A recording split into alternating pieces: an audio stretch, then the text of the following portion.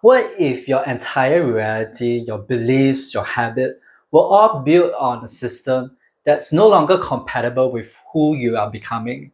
What if you have been focusing on the wrong problems this whole time? And maybe that's why your life feels stuck, unfulfilling, or even a little chaotic. This week has been quite crazy yet interesting for me. First, my computer started making loud noises, and then the lights began flickering.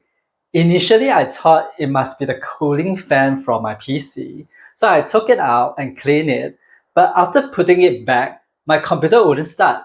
The next day, I took it to the repair shop, and they said that the motherboard's dead.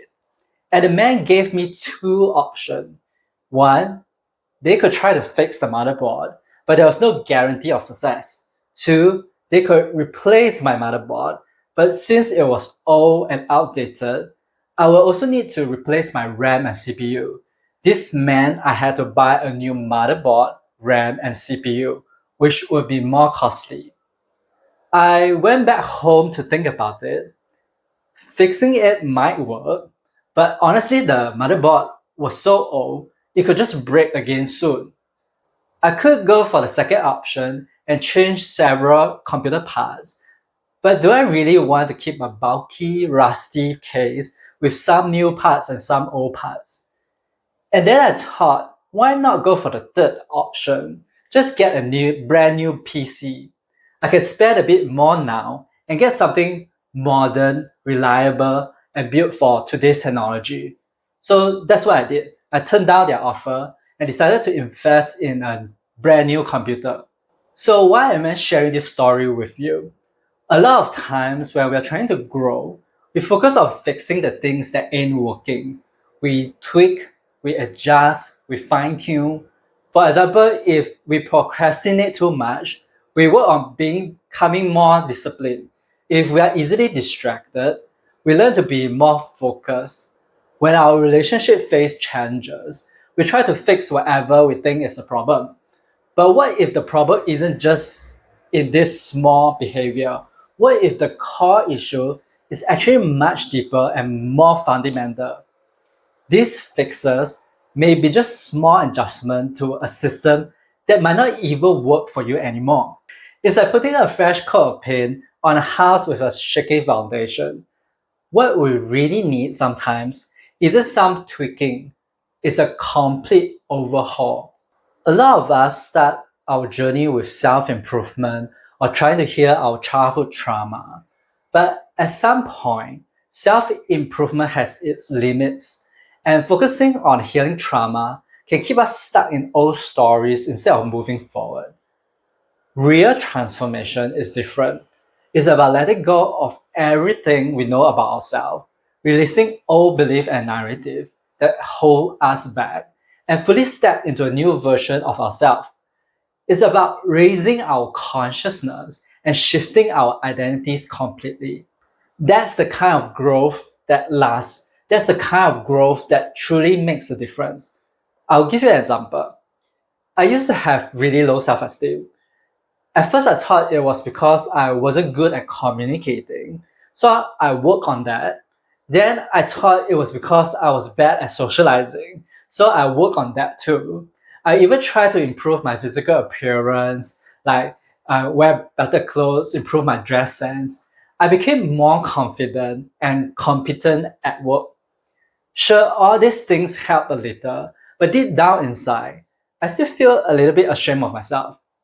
I just became less conscious of it as I used my achievement to cover it up. It wasn't until I had a spiritual awakening that I realized that the problem wasn't about how I presented myself to the world or how good or bad I was, but rather how I view myself. And how I view myself depended on my identity. You see, before spiritual awakening, I was someone who had low self esteem. I was unworthy. No one likes me. That's my identity. Even when I get better at communicating and started feeling more confident, deep down I still held on to that core belief. Every story I told myself came from that identity. Even when I love myself, it's because I'm good at something. It's not because of who I am. And my ego was always in the background, waiting for me to mess up, ready to remind me that I wasn't good enough. But then I have a spiritual awakening and everything changed. My identity shifted from someone with low self esteem and all these problems to someone who is a spiritual being. I realize I'm a creator. I create my own reality. I know I'm connected to something much greater than my egoic self. And when I make that shift in identity, the whole system my ego built just collapsed. All those negative narratives didn't work anymore. Suddenly there was this cognitive dissonance. I couldn't see myself as unworthy anymore because I have opened up to a completely new perspective. How could I be divine love and be an unworthy person at the same time? It just didn't make any sense. The old identity had to go. If I embrace being a spiritual being, then I have to let go of all the old beliefs, stories, and that outdated identity I had. They just didn't fit anymore with this new reality, this new identity. It's like when I'm trying to decide whether to fix my old computer or just get a new one. Do I keep fixing it and stick with an old system? Or do I just let it go completely and start afresh? The old system will never run as fast as the new technology, no matter how much I fix or improve it. And when you start to rise in consciousness, that's exactly what happened. You cannot keep your old system or identity while expanding. Sometimes what worked for you before just doesn't align with who you're becoming. And you got to make a choice. Who do you want to be? Which level of consciousness do you want to be? There are many different versions of yourself from the lowest version to the highest version. Which identity do you want to wear? Your egoic self or your spiritual self? For me, I decided to ditch the old computer and start all over. I chose my spiritual self over my egoic self. But this doesn't mean that we'll stop having negative thoughts or feelings altogether. Let me be clear here. I'm not talking about a spiritual bypass. I'm not asking you to ignore or deny your emotions. You will still have negative thoughts and emotions from time to time. It's still important to acknowledge and observe your thoughts and emotions. The difference is, however, when your sense of self shifts from the ego to the spirit, you start to realize that you're not your thoughts or your emotion. You're no longer attached to them. Instead, those negative feelings become signals, signs that you are out of alignment with who you truly are, that you have drifted away from your spiritual self. Can you see the difference? Like, on one hand, suffering is part of who I am. I am lost, I am miserable, I'm the victim. On the other hand, is I'm a spiritual being, having a human experience. I feel emotion, and that's normal. I don't always have the answer in life, but I'm connected to something greater. You might feel unhappy sometimes, but you'll bounce back pretty quickly because those negative emotions don't define you. They're just temporary experiences, not who you are. And I'm not saying that self improvement and healing isn't effective.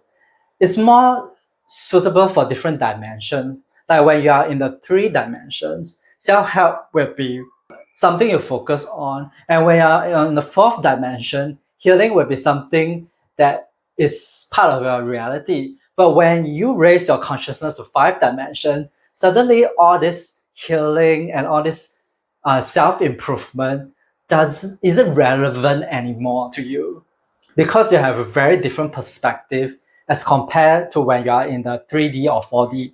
So whenever you shift from one dimension to another, when you rise your consciousness from one level to another, you have to let go of everything you have learned before and start afresh.